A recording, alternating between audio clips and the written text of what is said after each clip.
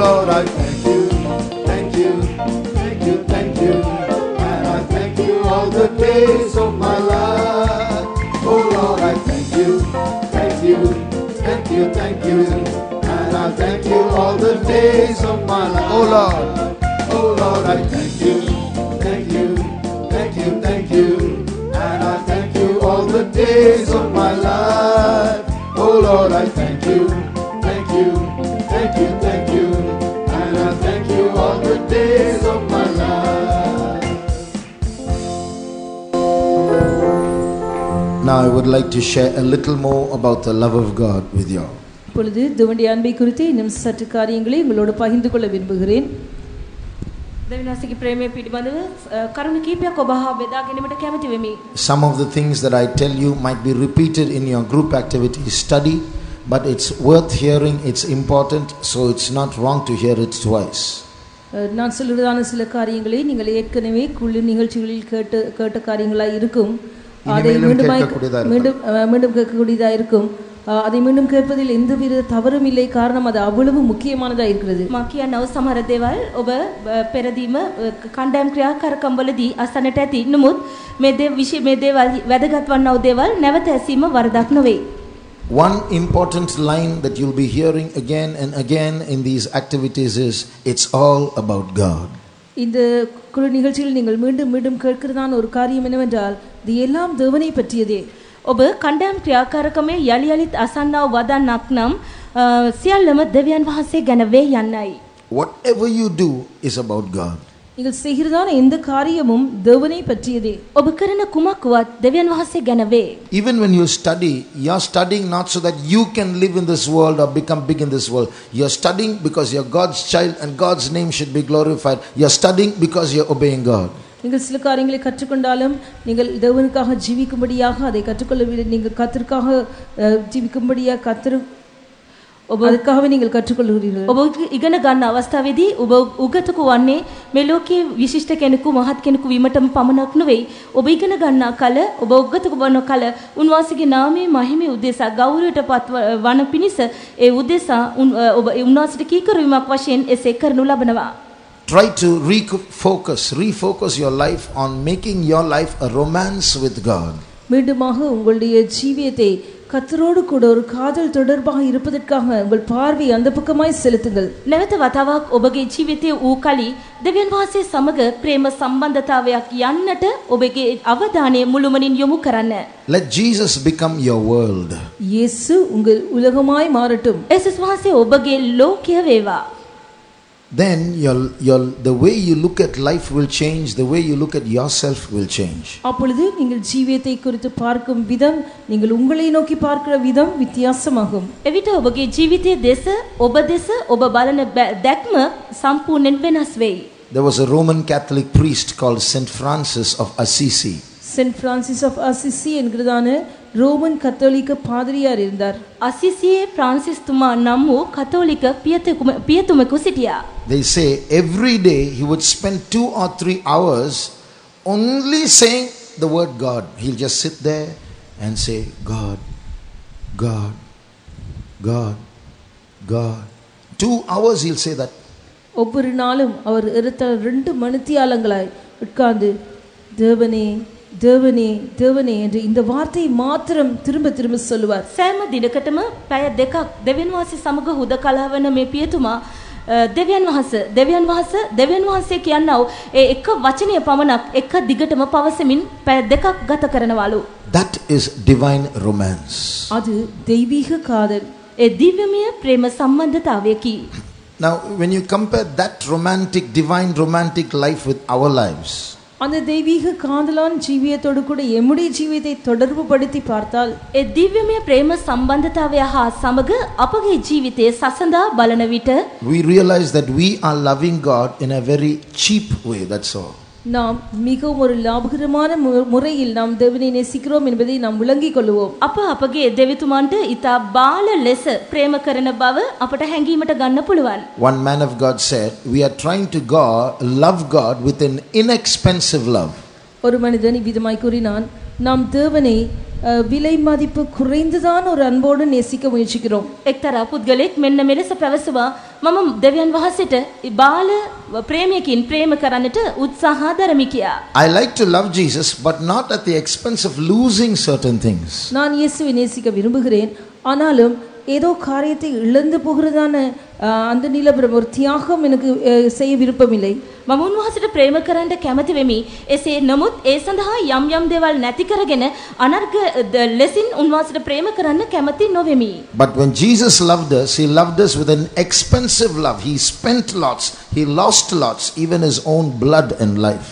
இயேசு எங்களை நேசிக்கிறதான நேரத்தில் ஒரு விலையேற பெற்றதான அன்பினால் எங்களை நேசித்தார். அவர் அநேக காரியங்கள் இழந்தார். தன்னுடைய ஜீவனை, தன்னுடைய கடைசி சொட்டு இரத்தத்தை கூட எமக்காக இழந்தார். ඒසුස් වහන්සේ අපට කලාව ප්‍රේමය ඊතා අනර්ග ප්‍රේමයකි.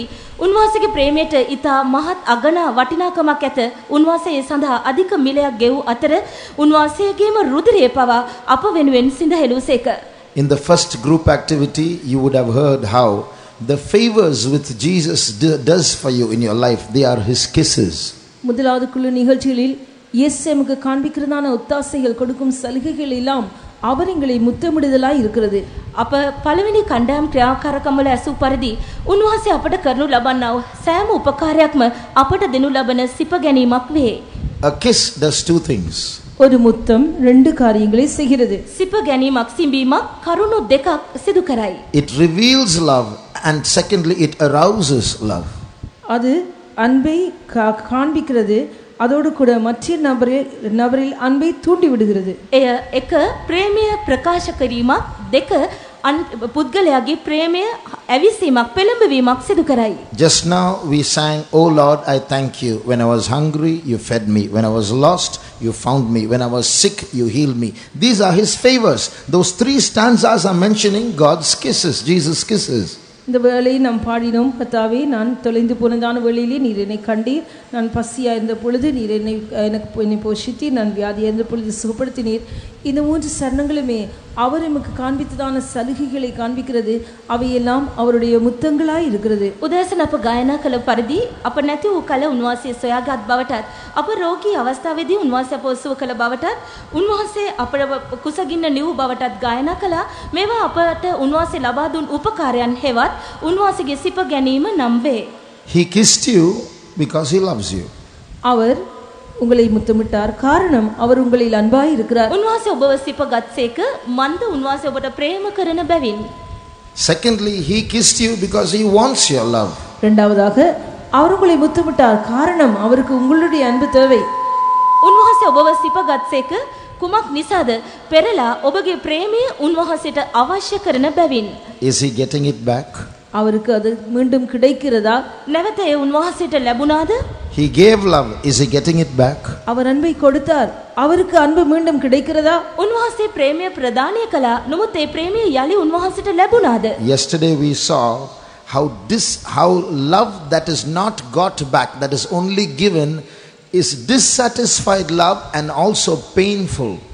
நாம் நேற்றைய நாளில் கவனித்தோம், அன்பை கொடுத்து அன்பை எதிர்பார்க்கிறதான வேளையில் அன்பு கிடைக்காவிட்டால் அது திருப்தி அடையாததான ஒரு அன்பு, ஒரு வேதனையுடையதான அன்பாய் இருக்கிறது. අපි ඊයේ බැලුවා ප්‍රේමය ප්‍රදානය කර එය යලි නොලැබුණු කල එය වේදනාත්මක බවත්, අතෘප්ති බවත්, තෘප්තිමත් නැති බවත්.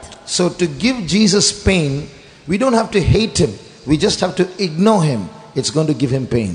இயேசுவை நாம் வேதனைப்படுத்துவதானால் நாம் அவரை வெறுக்க தேவையில்லை. அவருக்கு நாம் அன்பு கொடுக்காமல் நாம் அவரை கவனிக்காதது போல் இருந்தாலே அவர் வேதனைப்படுகிறார். අපි උන්වහන්සේව වේදනාවට පත් කරනවා කියන විට අපි උන්වහන්සේව ප්‍රතික්ෂේප කිරීමට අවශ්‍ය නැත. අපි උන්වහන්සේට ප්‍රේම නොකොට නොසලකා හරිනවා නම් එයම උන්වහන්සේට වේදනාවකි. Yesterday we saw that many of us, in certain areas of our life, we are running away from Jesus, not loving him. எங்களில் அநேகர் எங்களுடைய ஜீவியங்களில் சில பகுதிகளில் இயேசுக்கு பின்னால் போகாதபடி இயேசுவை விட்டு விலகி ஓடுகிறவர்களாய் இருக்கிறோம். අපගේ ජීවිතයේ අපගේ බොහෝ දෙනාගේ ජීවිතවල එක යම් අංශයක අපි උන්වහන්සේ වෙතින් පලා යමින් සිටිනවා. උන්වහන්සේට ප්‍රේම කරනවා නොව පලා යමින් සිටිනවා. One day one young girl said, "I don't like to come to your youth meetings, brother, because you're always talking about coming and serving God." ஒரு நாள் ஒரு வாலிப பிள்ளை விதமாய் சொன்னால், உங்களுடைய யூத் மீட்டிங்ஸுக்கு வர எனக்கு பிடிக்கவே இல்லை, காரணம் நீங்கள் எப்பொழுதுமே கர்த்தருக்கு ஊழியம் செய்வதை குறித்து தான் பேசுகிறீர்கள். එක්තරා තරුණියක් මෙලෙස පැවසුවා, "බ්‍රදර් ඔබගේ තරුණ කඳුරු වලට සහභාගී වන්න මා කිසිසේත් කැමති නැත. මන්ද සෑම විටම සේවයට එන්න කියා ඔබ කැඳවමින් සිටනවා." So she tried to run away from the youth meetings, but God chased her. Today she is in the ministry. அவள் யூத் மீட்டிங்கிலிருந்து ஓடி போக முயற்சி எடுத்தாள். ஆனால் கர்த்தரோ அவளை துரத்தி சென்றார். இன்று அவள் ஊழியக்காரியாய் இருக்கிறார். යෝන් කඳවුරෙන් පලා යන්නට ඇතත් කළා. නමුත් ස්වාමීන් වහන්සේ ඇය හඹා ගියා. දෙවියන් වහන්සේට ස්තුති වේවා. ඇය අද දේව සේවයෙන් නියතුව සිටනවා. Even in this camp, Jesus is chasing all of you like the hound of heaven. இந்த நாளிலும் கூட அந்த பரலோக வேட்டை நாய் போல இயேசு உங்களை யூத் கேம்ப் வெளியிலும் உங்களை துரத்தி வருகிறார். ස්වර්ගික දඩ බල්ලෙකුසේ යේසුස් වහන්සේ මෙලෙසින් ඔබව හඹා ලුහුවද පැමිණෙමින් සිටිනවා. I was running away from Jesus when I was like you. நானும் உங்களைப் போல இருக்கிறதான நாட்களில் இயேசுவை விட்டு விலகி ஓடினேன். මමත් ඔබ මෙන් සිටි අවදියේ යේසුස් වහන්සේව හැර පලා යමින් සිටියා. I remember one servant of God came to me when I was studying my, in your language, A levels. When I was studying my 12th standard, one servant of God came to me and said, "See, from your birth, from your childhood, you are brought up in this church. You must come to Zion." ஒரு நாள் உங்களை பாஷையில் சொல்வதானால் நான் 12ஆம் வகுப்பு, அதாவது A level படிக்கிறதான நாட்களில் ஒரு உதவி ஊழியக்காரனிடம் வந்து சொன்னார், பாருங்கள், உங்களை சிறு வயதிலிருந்து கர்த்தர் உங்களை இந்த சபையிலே வளர்த்தெடுத்திருக்கிறார். ஆகவே நீங்கள் படித்து ஊழியத்துக்கு வர வேண்டும் என்று கூறினார். සියොනක වරවන්න சொன்னார். ඔබගේ බසින් පවසනවා නම් මම උසස් පෙළ හදාරමින් සිටි අවදියේදී එක්තරා ශුද්ධවන්තයෙකු මා දෙස බලා මෙසේ පැවසුවා, "බලන්න, ඔබ මේ සභාවේ උපත ලබා මේ සත්‍යතාවයේ අදිදැඩි වී සිටිනවා. ඔබ යම් දිනක සියොනට පැමිණිය යුතුමයි" කියා. I remember replying to him. I put both my hands like this and said, "Brother, நான் புதிய எருசலேம்ல இருக்கிறேன், அப்பப்போ சியோனுக்கு நான் விசிட்டிங் வரேன்." I said that. I'll be in New Jerusalem, but I'll come visiting to Zion now and then. நான் கரங்களை கூப்பி அவரை பார்த்து சொன்னேன், பிரதர், நான் புதிய எருசலேமில் இருக்கிறேன், நான் இடைக்கடை சியோனுக்கு வந்து விசிட்டிங் செய்து விட்டு போகிறேன் என்று கூறினேன். මට හොඳට මතකයි මම මගේ අත් දෙක එකතු කොට වැඳ ඔහුට පැවසුවා, "බ්‍රදර්, මම යෙරුසලමේ නවතී සිටින්නම්. නමුත් ඉඳහිට ඇවිත් සියොන බලා යන්නම්" කියා. But the hound of heaven chased me. ஆனாலும் பரலோக வேட்டை நாய் என்னை துரத்தியது. නමුත් ස්වර්ගික දඩයම් බල්ලා මා පසුපස එමින් සිටියා. The same Jesus is chasing you. அதே இயேசு உங்களையும் துரத்துகிறார். අන්නේ ඒ යේසුස් වහන්සේ ඔබවද හඹා පැමිණෙයි. But don't try to run away faster than him. ஆனால் அவரை விட வேகமாய் ஓடி போக முயற்சி எடுக்க வேண்டாம். නමුත් උන්වහන්සේට වඩා අධි වේගයෙන් දුව යන්නට උත්සාහ නොකරන්න. I heard a story about a Lebanese Muslim who was visited by Jesus every night for 7 years in his dream, every night. ஒரு லெபனீஸ் முஸ்லிமை குறித்து நான் ஒரு காரியம் கேள்விப்பட்டேன். 7 வருஷங்களாய் ஒவ்வொரு இரவும் இயேசு அவரை போய் சொப்பனத்தில் சந்தித்தார். ලෙබනන් වල සිටියා වූ ඉස්ලාම් ජාතික කාන්තාවකගේ ගැලීම ලැබූ කාන්තාවකගේ සාක්ෂි මාසත් තිබෙනවා. වසර 7ක් පුරාවට සෑම රාත්‍රියක් පාසාම සිහිනෙන් ස්වාමීන් වහන්සේ සම්මුඛ වූ අන්දම. For 7 years Jesus was chasing him in his dreams. 7 வருஷமாய் இயேசு அவரை அவருடைய கனவில் துரத்தினார். පුරා 7 වසරක් සිහිනය ඔස්සේ උන්වහන්සේ ඇයව හඹා පැමිණියා. For 7 years he was running away. அவர் 7 வருஷமாய் விலகி ஓடினார். වසර 7ක් ඇය පලා යමින් සිටියා. Finally, after 7 years, he submitted to Jesus, gave his life. கடைசியாய் 7 வருஷ முடிவில் அவர் தன்னுடைய ஜீவியத்தை இயேசுவுக்கு ஒப்பு கொடுத்தார். 7 වෙනි වසර අවසානයේ යේසුස් වහන්සේට ඇයගේ ජීවිතය බාර කළා. Somebody asked that Muslim convert, "You gave your life to Jesus. What's the proof that Jesus accepted you?" அந்த ரட்சிக்கப்பட்டதான முஸ்லிம் நபரை பார்த்து ஒருவர் கேட்டார், "நீர் உம்முடைய ஜீவியத்தை இயேசுவுக்காக கொடுத்தீர், இயேசு உம்மை ரட்சித்தார் என்பதற்கு என்ன அத்தாட்சி உண்டு? இயேசு உங்களை ஏற்றுக்கொண்டார் என்பதற்கு என்ன அத்தாட்சி உண்டு?" ඉස්ලාම් ජාතික ගැලුම ලැබූ ඒ පුද්ගලයා දෙස බලා කෙනෙකු මෙලෙස ප්‍රශ්න කළා, "ඔබ ඔබගේ ජීවිතයේ යේසුස් වහන්සේට පුද කළා. උන්වහන්සේ ඔබව පිළිගත්තා කියා තහවුරු කරන්නට ඔබට තිබෙන සාක්ෂි මොනවද?" That brother answered, "The dream stopped coming," he said. அந்த சகோதரன் பதிலளித்தார், அந்த கனவு மீண்டும் வருவது நின்றது. ඒ දිගින් දිගට පැමිණි සිහිනය නතර වුණා. So Jesus stopped chasing him because he had found him. இயேசு துரத்துவதை நிறுத்தினார். காரணம், அவர் இயேசுவை கண்டறிந்தார். ලුහු බැඳීම යේසුස් වහන්සේ නතර කරා. මන්ද උන්වහන්සේ මාව සොයාගත්තා. In the Bible, you will see how Jesus is, yearning for love. வேதாகமத்தில் இயேசு எவ்விதமாய் அன்புக்காக ஏக்கம் கொண்டிருக்கிறார் என்று நான் பார்க்கிறோம். அது අපෙන් යේසුස් වහන්සේ ප්‍රේමය බගෑපත්ව ආයාචනා කරන්නේ කෙසේද කියා බලමු. I have heard many young boys and girls saying, brother, my heart is yearning for love. I always look for affection. நான் எத்தனையோ வாலிப சகோதர சகோதரிமார் இவ்விதமாய் சொல்வதை கேட்டிருக்கிறேன். என்னுடைய அன்பு, என்னுடைய இருதயம் அன்புக்காக ஏங்குகிறது. நான் எப்பொழுதும் அன்பை வாஞ்சிக்கிறேன். බොහෝ තරුණ තරුණියන් මෙසේ නිතර කියනවා, මාසා තිබෙනවා. එනම් මගේ හදවත ප්‍රේමය ඉල්ලුම් කරයි, ප්‍රේමය බගෑපත්ව ආයාචනා කරයි. God's heart is the same. தேவனுடைய இருதயமும் அப்படியே தான். දෙවියන් වහන්සේගේ හිතත් එලෙසමයි. He loves you so much, but he wants your love. அவர் உங்களை அதிகமாய் நேசிக்கிறார், ஆனால் உங்கள் அன்பையும் எதிர்பார்க்கிறார். උන්වහන්සේ ඔබට බොහෝ සෙයින්ම ප්‍රේම කරන අතර උන්වහන්සේ ඔබගේ ප්‍රේමයද අපේක්ෂා කරයි. What's the first commandment? முதலாவது கற்பனை என்ன? පළමු ආඥාව කුමක්ද? Thou shalt love the Lord with all your heart. உன் தேவனாகிய கர்த்தரை முழு இருதயத்தோடு நேசிப்பாயாக. ඔබගේ මුළු හෘදයෙන් ඔබගේ දේව ස්වාමීන් වහන්සේට ප්‍රේම කරව. So there's a verse in the Bible which says, if you don't love Jesus, you are cursed. தேவனை நேசிக்காவிட்டால் இயேசு கிறிஸ்துவை நேசிக்காதவன் சபிக்கப்பட்டவன் என்று ஒரு வசனம் சொல்கிறது. ඔබ දෙවියන් වහන්සේට ප්‍රේම නොකරන්නේ නම් ඔබ ශාප ලද්දෙක් කියා දේව වචනේ සඳහන් වෙනවා. In 1 Corinthians chapter 13, there's a verse which says, if you have big gifts and you're a big miracle worker and you have faith to move mountains and you don't have love, it's nothing. முதலாம் கொரிந்தியரில் ஒரு வசனம் இருக்கிறது, பெரிதான வரங்களை உடையவர்களாக இருந்தாலும் அந்நிய பாஷையிலே பேசினாலும் பெரிதான அற்புத அடையாளங்களை செய்தாலும் அன்பு இல்லாவிட்டால் ஒன்றுமில்லை. එහි මෙලෙස පදයක් තිබෙනවා, ඇදහිල්ල ඇතිව සිටියත් කඳු පහකර තරම් විශාල ඇදහිල්ල තිබුණත් පුදුම හාස්කම් නොයෙකුත් දේවල් ඔබ කළත් ප්‍රේමය නැතිනම් කිසිවක්ම නැත කියා. Just imagine that verse. அந்த வசனத்தை நீங்க கற்பனை செய்து பாருங்கள். ඒ පදය උපකල්පනය කර බලන්න. There are so many things in spiritual life. ஆவிக்குரிய ஜீவிதத்தில் எத்தனையோ காரியங்கள் உண்டு. ආත්මික ජීවිතේ බොහෝ දෑ ඇත. See, I'm asking you, you have faith. நான் உங்களிடம் கேட்கிறேன், உங்களுக்கு விசுவாசம் இருக்கிறது. බලන්න, මම ඔබෙන් අසමි. ඔබට ඇදහිල්ල තිබෙනවා. You have understanding of mysteries. உங்களுக்கு ரகசியங்களை பகுத்தறியத்தக்கதான அறிவு உண்டு. අභිරහස් විමසා දැනගැනීමේ හැකියාව ඔබට තිබෙනවා. Are you listening? நீங்கள் செவி கொடுக்கிறீர்களா? ඔබ හුම්කන් දෙනවාද? You have faith. உங்களுக்கு விசுவாசம் உண்டு. ඔබට ඇදහිල්ල තිබෙනවා. You have understanding of mysteries. ரகசியங்களை அறியத்தக்கதான அறிவு உண்டு. රහස් විමසා දැනගැනීමේ දැනගැන්ම ඔබට තිබෙනවා. You speak in tongues. நீங்கள் அந்நிய பாஷைகளை பேசுகிறீர்கள். ඔබ අන් භාෂා කතා කරනවා. But you have no love for Jesus. ஆனால் இயேசுவை குறித்து அன்பு இல்லை. නමුත් ඔබට යේසුස් වහන්සේ ගැන ප්‍රේමයක් නැත. How many marks to give you? எத்தனை புள்ளிகளை உங்களுக்கு கொடுக்கலாம்? ඔබට ලකුණු කීයක් දෙන්න පුළුවන්ද? Say. சொல்லுங்கள். எத்தனை மார்க்? ලකුණු Zero. කීයක්ද? 0 marks. බිඳුව. 0. So everything else without love is 0. அன்பு இல்லாமல் எது இருந்தாலும் கூட சைவர் தான். ප්‍රේමය නොමැතිව මොන දේ තිබුණත් බිඳුවයි. In Revelation chapter 2, we see Jesus telling the Ephesian church. எபேசியர் 2ஆம் அதிகாரத்தில் இயேசு எபேசு சபையை பார்த்து சொல்கிறார். එලිදරව් 2 එපීස සභාව ගැන යේසුස් වහන්සේ මෙසේ කියනවා. I know your labor. உன்னுடைய பிரயாசத்தை அறிவேன்.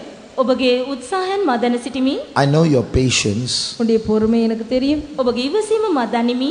I know how you cannot bear those who do bad things. பொல்லாதவர்களை நீ சகிக்க கூடாமல் இருப்பதை அறிவேன். නපුර කරන්නන් වැරදි කරන්නන්ව ඔබට රුස්සන්නේ නැති බව මා දැන සිටිමි. I know how you did not tolerate false apostles. பொய்யான அப்போஸ்தலரை நீ சகிக்க மாட்டாமல் இருக்கிறதை கண்டறிந்தேன். බොරු ප්‍රේරිතයන් නුරුස්සන්නා බවත් මම ඔබ ගැන දැන සිටිමි. All okay. எல்லாம் சரி. මේ සියල්ලම නිවැරදි. But you are not loving me like before. ஆனாலும் நீ ஆதியில் என்னை அன்பு கூர்ந்தது போல இப்பொழுது அன்பு கூறவில்லை. නමුත් පෙරසේ දැන් ඔබ මට ප්‍රේම කරන්නේ නැත. And because of that, தி நிமித்தமாய் එම නිසා I'm not saying because of the other things I'm putting you in the candlestick. Because of this lack of one thing, your old love is not there. You are in danger of being removed from your candlestick, although you have those other good things. உனக்கு மற்ற எல்லா நல்ல காரியங்கள் இருக்கிறதுனால் நான் உன்னை விளக்கு தண்டில் வைப்பேன் என்று சொல்ல போவதில்லை. மற்ற எல்லா நல்ல காரியங்களும் இருந்தாலும் இந்த ஆதி அன்பு உனக்கு இல்லாத நிமித்தமாய் குத்துவிளக்கு நடுவில் இந்த அகற்றிவிடுவேன். අනිකුත් යහපත් ගුණාංග සියල්ලම ඔබට තිබෙන නිසා පහන් රුක තබමි කියා නැත. ඒ දේවල් යහපත් ගුණාංග සියල්ල තිබෙන නමුත් මේ එක දේ පළමු ප්‍රේමයෙන් නොමැති නිසා පහන් රුක වත් කරන්නේ මේ කියා තිබෙනවා. See, some of y'all are attached to church. உங்களில் சிலர் சபையோடு ஒன்றிணைந்து இருக்கிறீர்கள். සමහරුන් සභාව සමග බොහෝසෙන් බැඳී සිටී. Some of you are attached to some servants of God. உங்களில் சிலர் சில தேவ ஊழியரோடு இணைக்கப்பட்டவர்களாய் இருக்கிறீர்கள். ඔබගේ නැතම් අය සමහර දේව සේවකයන් හා සමග බැඳී සිටිනවා. Some of you are attached to some believers, to some youngsters. உங்களில் சிலர் சில விசுவாசிகளுக்கு சில வாலிபரோடு இணைக்கப்பட்டவர்களாய் இருக்கிறீர்கள். ඔබගේ ඇතමුන් සමහර ඇදලුවතුන් සමග තරුණයන් හා සමග බැඳී සිටිනවා. Jesus is not going to be happy with all that. He is asking you, do you love me? இயேசு எல்லாவற்றோடும் திருப்தி அடைய போவதில்லை. அவர் உங்களை பார்த்து கேட்கிறார், நீ என்னில் அன்பாய் இருக்கிறாயா? මේ දේවල් වලින් උන්වහන්සේ ප්‍රීති වන්නේ නැත. උන්වහන්සේ ඔබෙන් අසන්නේ ඔබ මට ප්‍රේම කරනවාද යන්නයි. How many of you believe that Jesus is here, right here inside this hall? இயேசு இந்த வேளையில் இந்த இடத்தில் இந்த சாலையில் இருக்கிறார் என்று உங்களில் எத்தனை பேர் விசுவாசிக்கிறீர்கள்? මේ වෙලාවේ මේ මොහොතේ මේ ශාලාවේ ඔබ අසල උන්වහන්සේ සිටිනවායි කියා ඔබගෙන් කී දෙනෙක් විශ්වාස කරනවාද? Those who are 100% sure Jesus is in this hall, put up your hands. 100% அதை குறித்து ஸ்திரமாய் இருக்கிறவர்கள், இயேசு நிச்சயமா இந்த இடத்தில் இருக்கிறார்னு சொல்லக்கூடியவர்கள் கரத்தை යේසුස් உயர்த்துங்கள். වහන්සේ මෙම ප්‍රධාන ශාලාවේ සිටිනවා කියා සහතිකයේ 100% තිබෙන අය අතොසවන්න. Hallelujah. Next question. அடுத்த கேள்வி, දෙවන ප්‍රශ්නය. You said 100% sure he's in this hall. Can you tell me where he is? இயேசு இந்த சாலையில் இருக்கிறார் என்று 100% சரியாக நிச்சயமா இருக்கிறேன் என்று நீங்கள் சொன்னீர்களே, அப்படியானால் இயேசு இந்த சாலையில் எங்கே இருக்கிறார்? යේසුස් වහන්සේ මේ ශාලාවේ සිටින බවට 100% සහතිකයි කියා ඔබ පැවසුවා.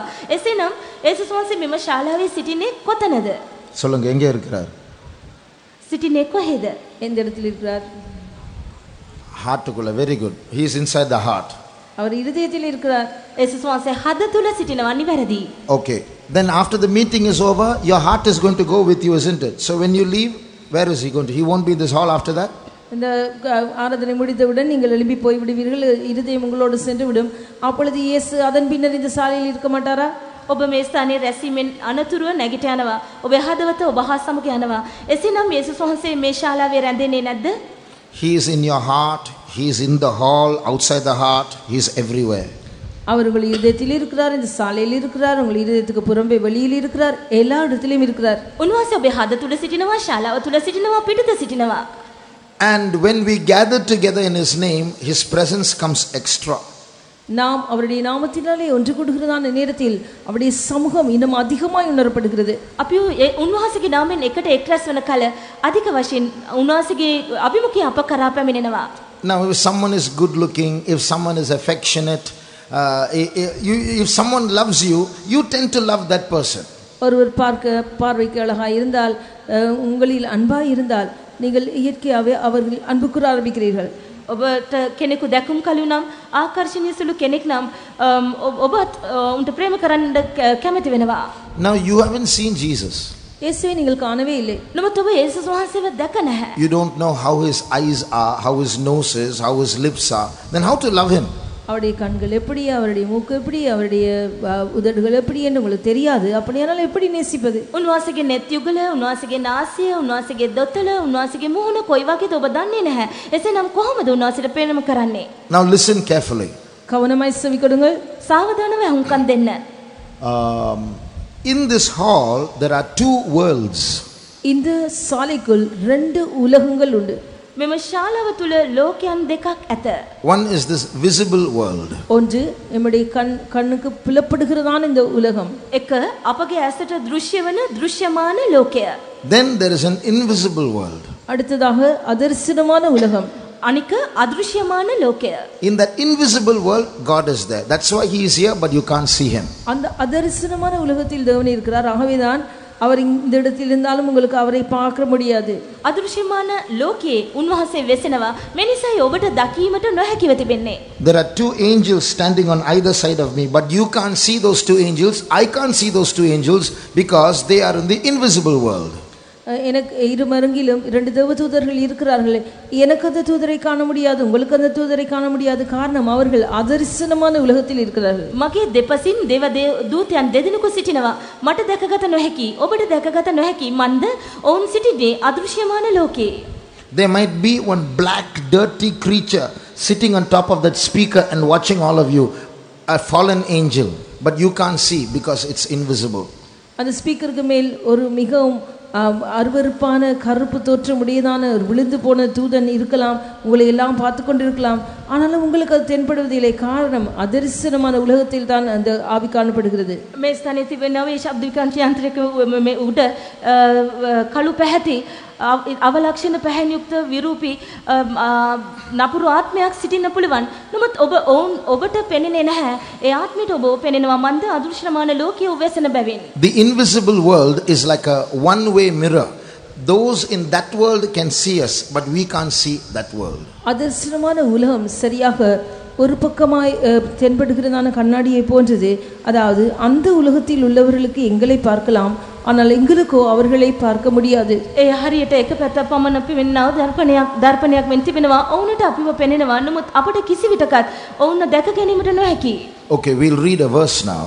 இப்பொழுது ஒரு வசனம் வாசிப்போம். දැන් අපි පදයක් කියවමු.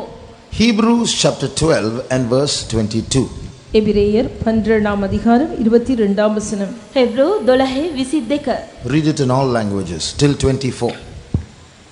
But ye are come unto Mount Zion, and unto the city of the living God, the heavenly Jerusalem, and to an innumerable company of angels, to the general assembly and church of the firstborn which are written in heaven, and to God the judge of all, and to the spirits of just men made perfect, and to Jesus the mediator of the new covenant, and to the blood of sprinkling that speaketh better things than that of Abel.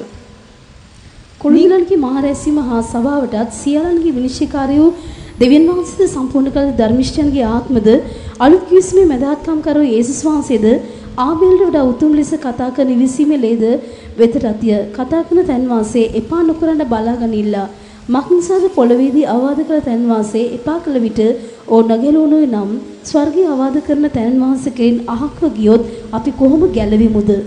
புது உடன்படிக்கையின் மத்தியஸ்தராய் இயேசுவிடத்திற்கும் ஆபேலுடைய இரத்தம் பேசினதை பார்க்கிலும் நன்மையானவளை நீங்களோ சீயோன் மலையிடத்திற்கும் ஜீவனுள்ள தேவனுடைய நகரமாகிய பரம எருசலேமிடத்திற்கும் 1000-10,000 தேவதூதரிடத்திற்கும் பரலோகத்தில் பேர்தெழுதியிருக்கிற முதற்பேரானவர்களின் சர்வ சங்கமாகிய சபையிடத்திற்கும் யாவருக்கும் நியாயாதிபதியாகிய தேவனிடத்திற்கும் பூரணராக்கப்பட்ட நீதிமான்களுடைய ஆவிகளிடத்திற்கும் புது உடன்படிக்கையின் மத்தியஸ்தராகிய இயேசுவிடத்திற்கும் ஆபேலுடைய இரத்தம் பேசினதை பார்க்கிலும் நன்மையானவளை பேசுகிற இரத்தமாகிய தெளிக்கப்படும் இரத்தத்திற்கும் வந்து சேர்ந்தீர்கள்.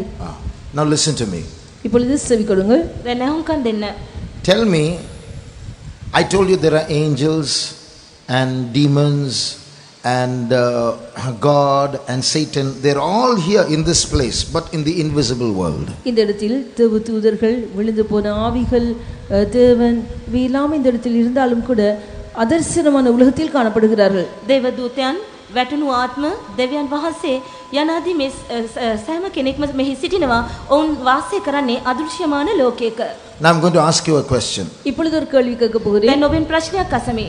Tell me one more thing that is here that belongs to the invisible world. இந்த இடத்தில் இருக்கிறதான அதர்சனமான உலகத்துக்கு சொந்தமான இன்னொரு காரியத்தை சொல்லுங்கள். මෙහි ඒ ප්‍රශ්නේ කුමක්ද නම් මෙහි සිටින නමුත් අදෘශ්‍යමාන ලෝකයේ වෙසෙන තවත් එක දෙයක් නම් කරන්න.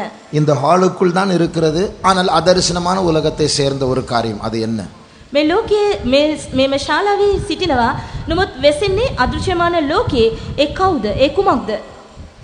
தேவன் சொல்லியாச்சு, தூதர்கள் சொல்லியாச்சு, பிசாசு சொல்லியாச்சு, வேற ஒரு காரியம். දෙවියන් වහන්සේ කිව්වා, දේවදූතයන් කිව්වා, යක්ෂයා කිව්වා, තවත් එක දෙයක්. சொல்லுங்க.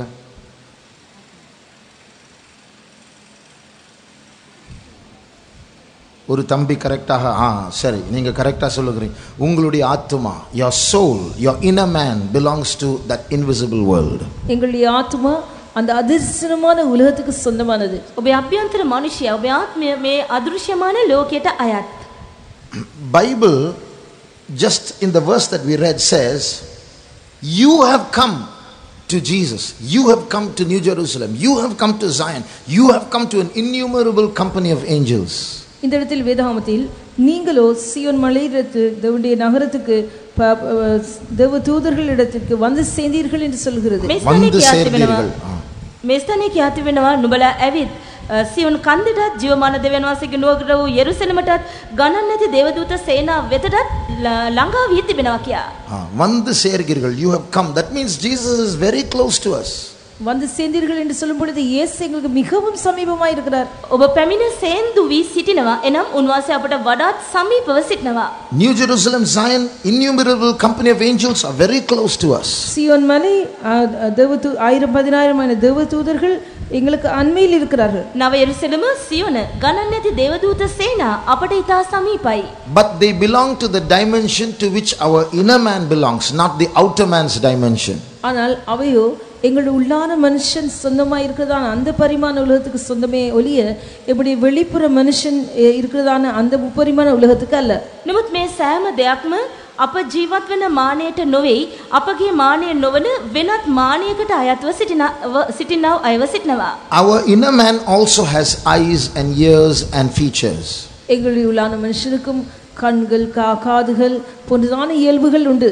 අපගේ අභ්‍යන්තර මනුෂ්‍යයට දෙසවන් යනාදී දේවල් තිබෙනවා. So our inner man should learn to perceive Jesus. எங்களுடைய உள்ளான மனுஷன் இயேசுவை அறிந்து கொள்ள வேண்டும். අපගේ අභ්‍යන්තර මනුෂ්‍යයා යේසුස් වහන්සේව හැඳින ගත යුතුයි. Then you can see his beauty. அப்பொழுது அவருடைய அழகை நாம் காணலாம். එකල උන්වහන්සේගේ අලංකාරය දැකිය හැකි වෙනවා. And if you get one glimpse of his beauty, I tell you, you'll forget everything else. You'll go crazy about Jesus. அவருடைய அழகில் ஒரு துளி ஒரு சொற்பத்தை நாம் கண்டால் நாம் அதை குறித்து மயக்கப்படுவோம், கவரப்படுவோம், மற்ற எல்லாவற்றையும் நாம் மறந்து விடுவோம். යේසුස් වහන්සේගේ අලංකාරයෙන් ඉතා අල්පයක් අංශ මාත්‍රයක් ඔබ දැක්කා නම් දැනගත්තා නම් අනිකුත් සියලු දේම ඔබට අමතක වෙයි, අමතක කර දමයි. Once one believer, a brother, a father of a house, so many problems in his family, and he was lying on his bed with all those problems running in his mind. ஒரு முறை ஒரு விசுவாசி, ஒரு தகப்பன், அவருடைய வீட்டில் அநேக பிரச்சனைகள் இருந்தது. அவர் எல்லா பிரச்சனைகளையும் சிந்தித்துக் கொண்டு தன்னுடைய படுக்கையில் கட்டிலில் படுத்திருந்தார். එක්තරා ඇදිලිවන්ත පියෙක් ඔහුට බොහෝ ප්‍රශ්න ගැටලු තිබුණා. දිනක් ඔහු හාන්සි වී මේ සියලු ප්‍රශ්න ගැටලු ගැන කල්පනා කරමින් සිටියා. Suddenly at about 2 o'clock in the night, he heard his name being called, Jyoti. சடுதியாய் அதிகாலை 2 மணி அளவில் அவருடைய பேரை சொல்லி அழைக்கும் சத்தம் அவர் கேட்டது. ஜோதி என்று கூப்பிடுவது கேட்டது. අලියොමේ දෙකට පමණ හදිසියෙන්ම ඔහුගේ නම කියා හඬගසන ශබ්දයක් ඇසුණා. එනම් ජෝති කියනව හඬ. He immediately got up and looked around. There was no one there. அவர் சடுதியாய் எழுந்து சுற்றுமுற்றும் பார்த்தார். ஒருவரும் இல்லை. ඔහු තිගැසී නැගිටුණා. නමුත් වටපිට බලද්දී කිසිවෙකු සිටියේ නැහැ. But he told his family in the morning, when I heard that voice, all that burden in my heart was lifted off. Just the name. He didn't say, fear not. He didn't say, I am with thee. He just called my name. That voice cleared everything for me. அடுத்த நாள் தன்னுடைய குடும்பத்தாருக்கு சொன்னார், அந்த பேரை கூப்பிடுகிறதான சத்தத்தை கேட்ட உடன் தானே மனதில் இருந்ததான எல்லா குழப்பங்கள், கலக்கங்கள், துக்கங்கள் அகன்று போனது. கர்த்தர் நான் பயப்படாதே, நான் உன்னோடு கூட இருக்கிறேன் என்று சொல்லவில்லை, பயப்படாதே என்று சொல்லவில்லை.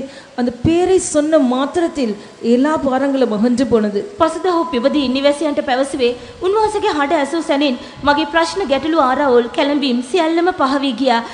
බය නොවන්න, මම නුඹ සමග සිටිමි යනාදී වශයෙන් උන්වහන්සේ කතා කළේ නැහැ.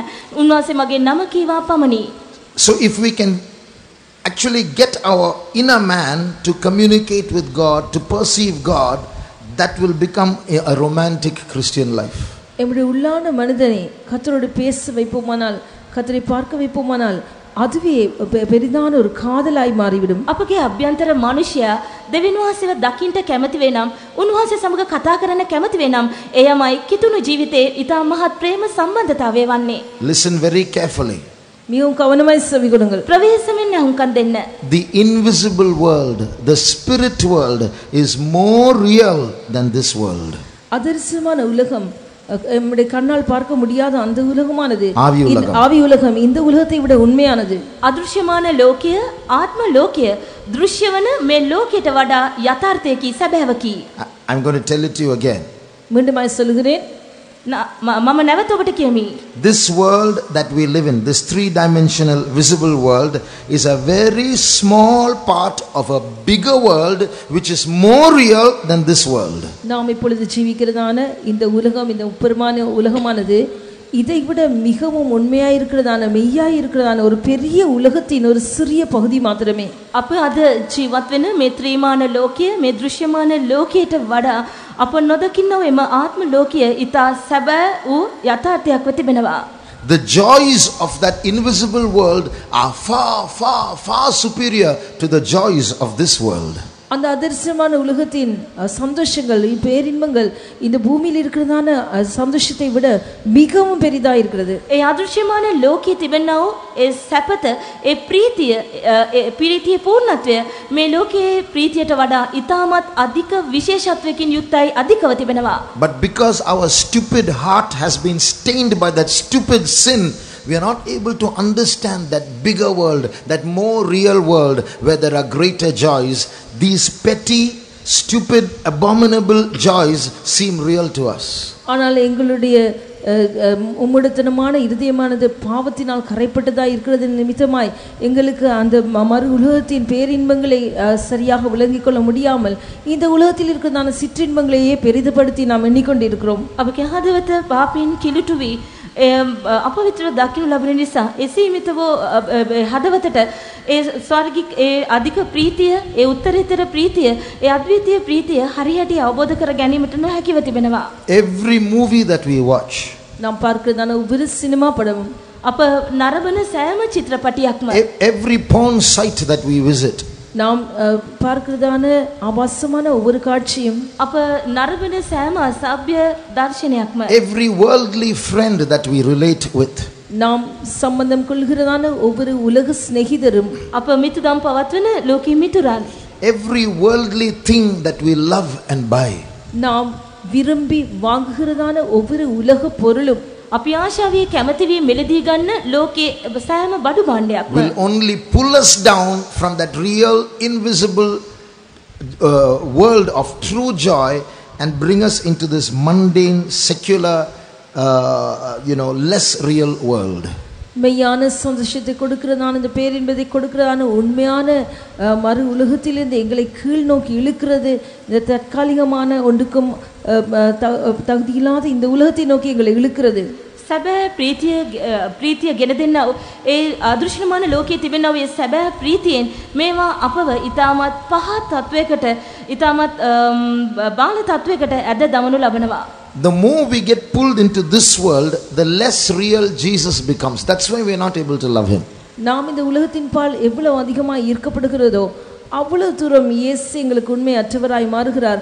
ஆகவேதான் எமக்கு அவரை அவளுக்கு அதிகமாய் நேசிக்க முடியாமல் போக காரணம். කොපමණ දුරට අපව ඇද පහතට හෙළනු ලබනවද? එපමණ දුරට අපට යේසුස් වහන්සේ සැබෑ කෙනෙකු නොවන්නා වූ තත්වයට පත් වෙනවා. මේ නිසා අපට උන්වහන්සේට හරිය ලෙස ප්‍රේම කිරීමට නොහැකි වෙනවා. That's why during the youth meetings we get close to Jesus. Once it's over and we return home, we quickly get detached and move into this mundane world again. ஆகவேதான் நாம் வாலிப முகாம்களில் இயேசுவை மிகவும் சமீபமாய் அனுபவிக்கிறோம். வாலிப முகாம் முடிந்து வீட்டுக்கு போனவுடன் தானே அந்த இணைப்பு அந்த சம்பந்தம் துண்டிக்கப்படுகிறது. ஆகவே மீண்டும் இந்த சாதாரண உலகத்துக்குள் வந்து விடுகிறோம். යේසුස් තරුණ කඳුරේ සිටින අවස්ථාවේදී අපි උන්වහන්සේ විතා සමීපව අත්දකිනවා. එසේ නමුත් අපි මේ තරුණ කඳුරින් බැහැර වී යන විට උන්වහන්සේ හා සමග තියෙන සැබඳියාව විසන්ධි වෙනවා. මේ නිසා නැවත වතාවක් අප පෙර තත්වයට ඇද වැටෙනවා. That's why a literal relationship, a carnal relationship with someone of the opposite sex seems more real, seems to give you more joy than the spiritual relationship with Jesus. ஆகவேதான் எழுத்தின்படியான ஒரு மாம்ச பிரகாரமான எதிர்பாலை சேர்ந்த ஒருவரோடு இருக்கிறதான உறவு இயேசுவோடு இருக்கிறதான அந்த அன்பின் உறவை விட மிகவும் உண்மையை போல அது நல்லது போல் தென்பட காரணம் இதுதான். මේ නිසා තමයි යේසුස් වහන්සේගේ සැබෑ ප්‍රේමයට වඩා ඒ ප්‍රේම සම්බන්ධතාවයට වඩා විරුද්ධ පක්ෂයක් හා සමග තිබෙන ප්‍රේම සම්බන්ධතාවය වඩාත් ප්‍රීතියක් හා සැබෑවක් ලෙස අපට දිස්වන්නේ. I'll tell you 4 things about illegal drugs. Illegal drugs, the wrong drugs. I'll tell you 4 things about them. போதை பொருட்கள். சட்டவிரோதமான 4 விதமான போதை பொருளை குறித்து சொல்கிறேன். நீதி விரோதி மாத்ரவ்‍ය 4 காரியங்கள். කරුණු 4ක්. 1, it gives you pleasure. முதலாவது அது உங்களுக்கு சந்தோஷத்தை கொடுக்கிறது. ඔබට සැපත ප්‍රීතිය ගෙන දෙනවා. 2, it makes you want more. இரண்டாவது இன்னும் அதிகமாய் அந்த காரியத்தை வாஞ்சிக்க செய்கிறது. ඒ ඔබට වඩාත් උවමනා කරන දෙයක් බවට පත් කරනවා. 3, it makes you move deeper into other drugs. மூன்றாவதாக மற்ற போதைப் பொருள்களை நோக்கி உங்களை இன்னும் ஆழமாக இழுத்து செல்கிறது. අනිකුත් සෙසු මද්‍රව්‍ය වෙතට අපව තවත් ගැඹුරට ගෙන යනවා. I'll say it again. மீண்டுமாய் சொல்லுகிறேன். නැවත කියමි. It gives you a kick, a thrill. முதலாவது அது உங்களுக்கு ஒரு சந்தோஷத்தை கொடுக்கிறது. ඒ ඔබට உந்தப்படுகிறீர்கள். පළමු කොට ඔබට ආශාදයක් ලබා දෙනවා. ප්‍රීතියක් ගෙන දෙනවා. 2, it makes you want more.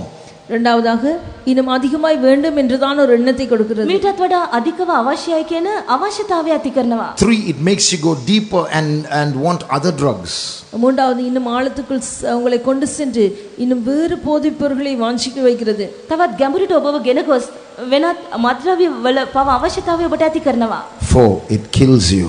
நான்காவதாக அது உங்களை கொல்லுகிறது. 4 ඒ ඔබව මරා දමනවා. Every sin in this world has these 4 tendencies. இந்த பூமியில் இருக்கிறதான எல்லா பாவங்களுக்கும் இந்த 4 காரியங்களும் அதனுள் அடங்கி இருக்கிறது. මේ පොළවේ තිබෙන සෑම පාපයකම මේ කරුණු 4 අන්තර්ගතව තිබෙනවා. You take worldly relationships. உலக உறவுகளை எடுத்தால் ලෞකික මිතුනම ගත්තත් You take the things of this world, the craving for the things of this world. இந்த பூமிக்குரிய காரியங்களை குறித்து இருக்கிறதான ஆசை நாட்டத்தை பார்ப்போமானால் භූමික දේවල් පිළිබඳව තිබෙන ආශාව ඇල්ම බලන විට You take movies. சினிமா படங்களை பார்த்தால் චිත්‍රපට නැරඹුවත් You take pornography. ஆபாச காட்சிகளை பார்ப்பதை අසභ්‍ය දර්ශන දැකීම All work the same way. எல்லாமே இதே விதமாய் தான் கிரியை செய்யும். සෑම දෙයක්ම මේ ආකාරවයි ක්‍රියා කරන්නේ. It gives you pleasure. அது உங்களுக்கு சந்தோஷத்தை கொடுக்கும். ඒ ඔබට ප්‍රීතිය සැපත ලබා දෙනවා. It makes you want more. இன்னும் அதிகமாய் அவசியம் என்ற உணர்வு ஏற்படும். වඩාත් උවමනායි කියනා වූ අවශ්‍යතාවය ඇති කරනවා. It makes you go deeper and experiment with other deeper stuff in the same category. இன்னும் ஆழத்துக்கு உங்களை கொண்டு சென்று அதே வர்க்கத்தை சேர்ந்ததான ஆழமான காரியங்களோடு இணைத்துவிடும். තත්වෙන් ගැඹුරට ඔබව ගෙන ගොස් ඒ වර්ගයට අදාළ තවත් බොහෝ දේවල් කෙරෙහි පෙළඹවීම ඔබ තුළ ඇති කරනවා. And finally it kills you. கடைசியாக அது உங்களை கொல்லும். අන්තිමට ඒ ඔබව මරා දමයි. So my advice to you is we have to exercise our inner man in connecting with Jesus. ஆகவே நான் உங்களுக்கு கொடுக்கும் அறிவுரை என்னவென்றால் நாம் நம்முடைய உள்ளான மனுஷன் தேவனோடு கூட இணைக்கப்படுவதை பழக்குவிக்க வேண்டும். මම ඔබට දෙන උපදේශය නම් ඔබගේ අභ්‍යන්තර මනුෂ්‍යයා උන්වහන්සේ සමග සම්බන්ධ වීමට හුරු පුරුදු කර ගැනීම යන්නයි. That's why I told you, even while saying hallelujah, think of God in your mind, love God in your heart, then say the hallelujah. That's exercise for the inner man. ஆகவே தான் நான் உங்களுக்கு சொன்னேன், அல்லேலூயா சொல்லும் போதும் கூட முதலாவது உங்களுடைய மனதில் தேவனை நினைத்து இருதயத்தில் அவரை நேசித்து அதன் பின்பு அல்லேலூயா சொல்லுங்கள் என்று இவ்விதமாய் தான் நாம் நம்முடைய உள்ளான மனுஷனை பழக்குவிக்கலாம். මෙනිසා උදෑසන මම ඔබට පැවසුවේ හලලුයා කියා පවසන විට මනසින් දෙවන් වාසිව සිතන්න, හදවතින් උන්වහන්සේට පෙම් කරන්න, එසේ කරමින් උන්වහන්සේට හලලුයා කියන්න අපගේ අභ්‍යන්තර මනුෂ්‍යයා මේ අයුරින් අප පුරුදු කරගත යුතුයි. Don't think it is not possible for our inner man to relate with Jesus. It's possible. So many people have succeeded. நம்முடைய உள்ளான மனுஷன் இயேசுவோடு கூட உறவாடுவது செய்யக்கூடாத காரியம் என்று நினைக்க வேண்டாம். அநேகர் அதை செய்திருக்கிறார்கள். அது சாத்தியமான காரியமாகும். අපගේ අභ්‍යන්තර මනුෂ්‍යයා මෙලෙසින් උන්වහන්සේ සමග සම්බන්ධතාවක් ඇති කර ගැනීමට හුරු පුරුදු කර ගැනීම ඉතා දුෂ්කර කාර්යයක් යයි නොසිතන්න. මක්නිසාද මෙසේ කලාව අය සිටිනවා. ඒ ගැන සාක්ෂිද තිබෙනවා. Why are you not able to overcome certain sins? நீங்கள் ஏன் சிற்சில பாவங்களை ஜெயிக்க முடியாமல் இருக்கிறது? සමහර පාප වලින් ඔබට ජය ගැනීමට නොහැකිව තිබෙන්නේ කුමක් නිසාද? It's a love problem. அது அன்பு பிரச்சனை. ඒ ප්‍රේමී ප්‍රශ්නයයි. Why are you not able to pray alone? ஏன் உங்களுக்கு தனிமையாய் ஜெபிக்க முடிகிறதில்லை? ඇයි ඔබට තනිව යාඥා කිරීමට නොහැක්කේ? It's a love problem. அது அன்பு பிரச்சனை. ඒ ප්‍රේමී ප්‍රශ්නයක්. Why do you have so many questions about God? தேவனை குறித்து உங்களுக்கு ஏன் இவ்வளவு அதிகமான கேள்விகள்? දෙවියන් වහන්සේ පිළිබඳව ඔබට ඇයි මේ තරම් ප්‍රශ්න?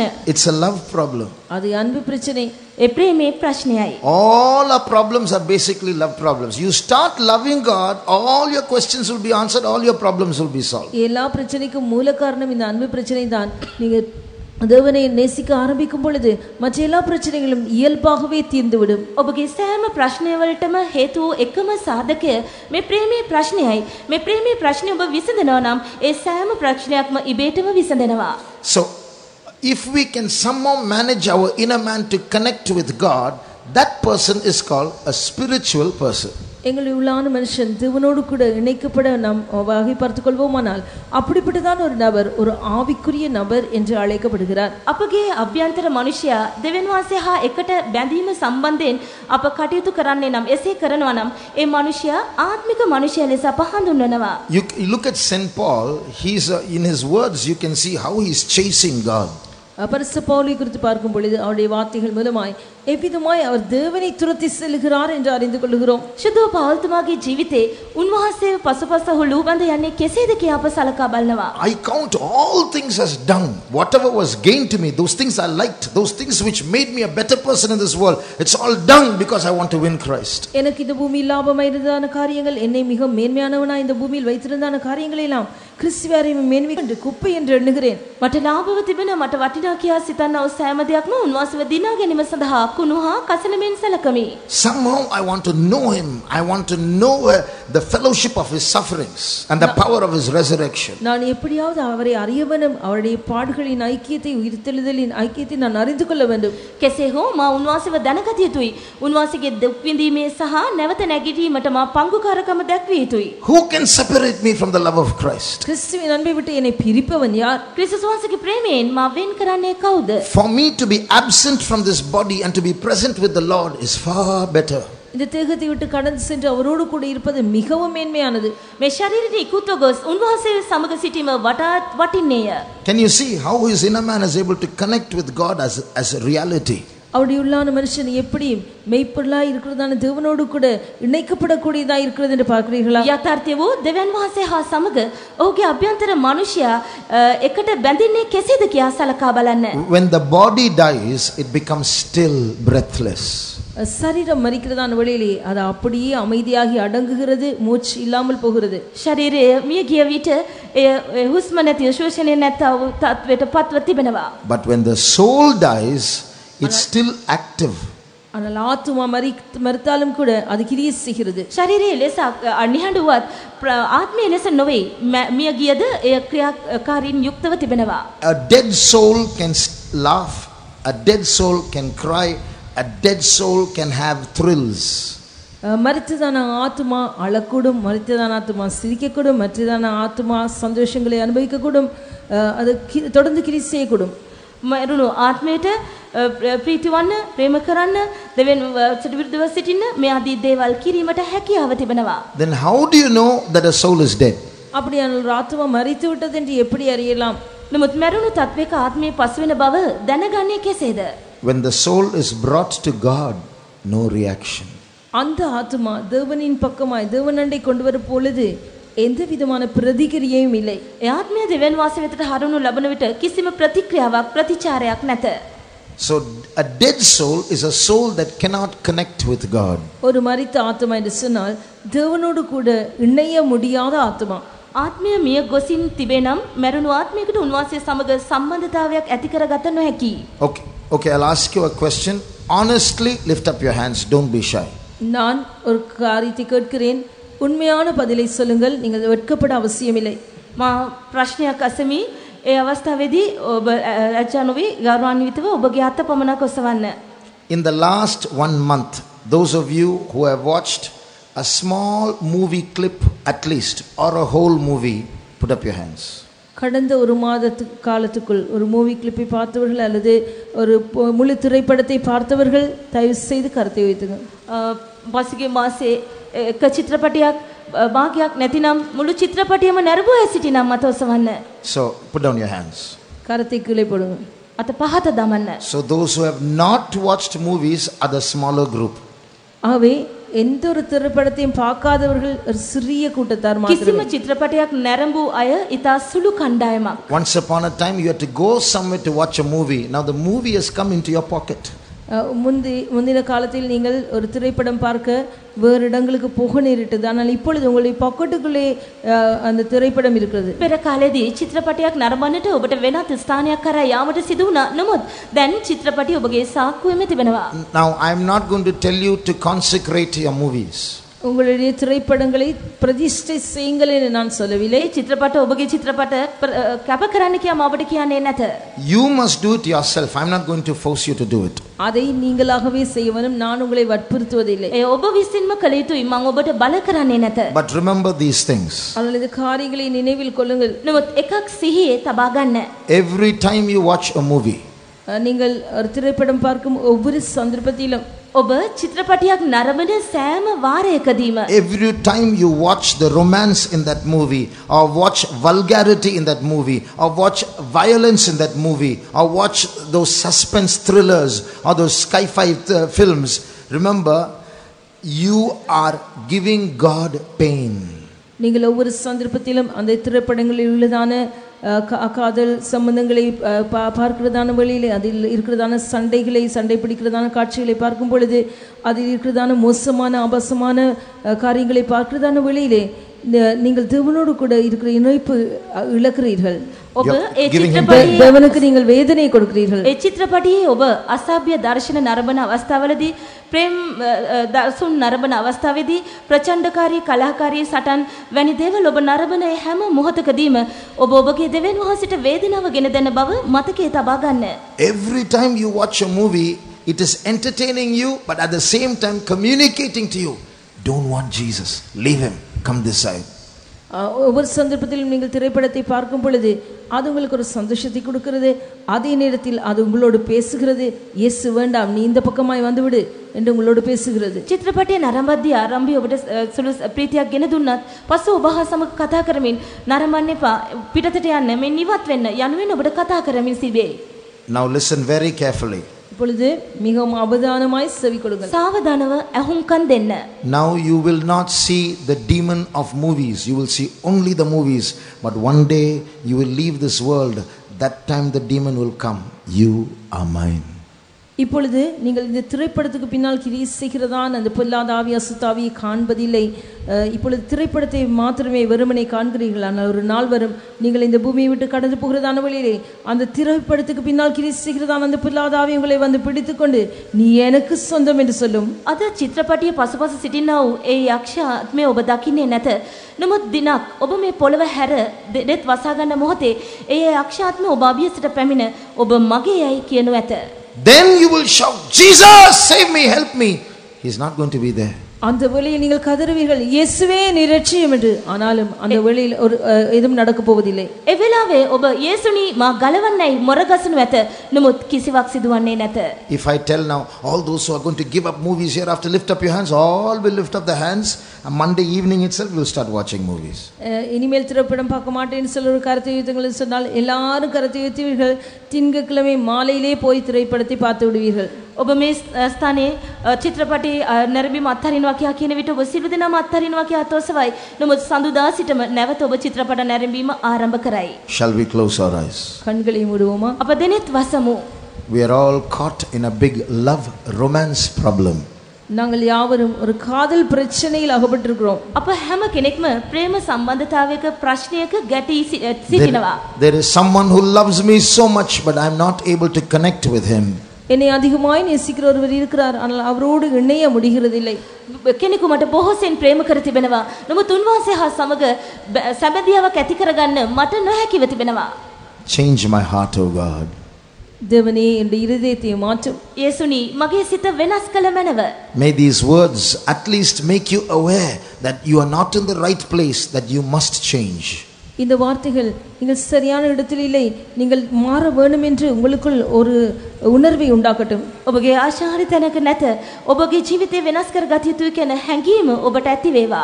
Before this camp ends, இந்த முகாம் முடிவடையும் මේ முன்பதாக කඳවුර අවසන් වන්න පෙර may that love of Jesus well up in your heart, so that you yourself make a consecration and count movies as dung. இந்த தேவனுடைய அன்பானது உங்கள் இதயத்தில் அதிகமாய் பொங்கி வழிகிறதால் நிலவரம் உண்டாகி அந்த திரைப்படங்களை எல்லாவற்றையும் நீங்கள் குப்பையாய் நஷ்டமாய் நிறுதான் நிலவரம் உண்டாகட்டும். උන්වහන්සේගේ ප්‍රේමය ඔබගේ හදවත පුරා ඉතිරෙන්ට සැලැස්වි ඔබ සලසනු ලැබ ඒ චිත්‍රපටි කුණුහා කසලමෙන් ඔබ විසින්ම සලකුණු ලබන්නව තැනට ගෙන ඒවා. Let us pray. ஜெபிப்போம். අපි යාඥා කරමු. Jesus, thank you, Jesus, thank you, Jesus.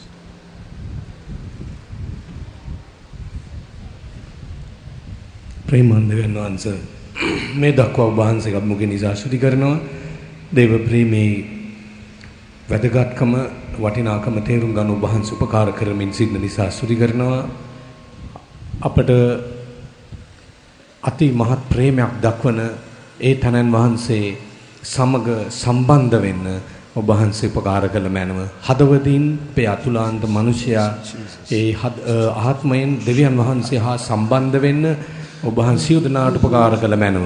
ඔබ වහන්සේ දිනා ගැනීම සඳහා මේ ලෝකේ සියල්ලම කුණුහක් කසලමෙන් සලකා ඔබ වහන්සේගේ අභිමුඛයට ළඟා වෙන්න සියුදන උපකාර කළ මැනව. ප්‍රේමයෙන් ඔබ හා බැඳෙන්න ඔබ වහන්සේ උපකාර කළ මැනව.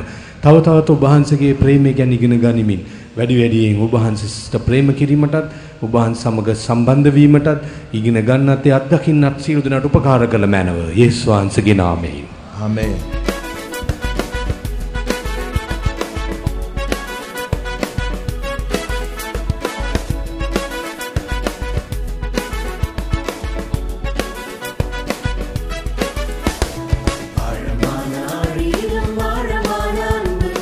உயர்ந்த மலைகளிலும்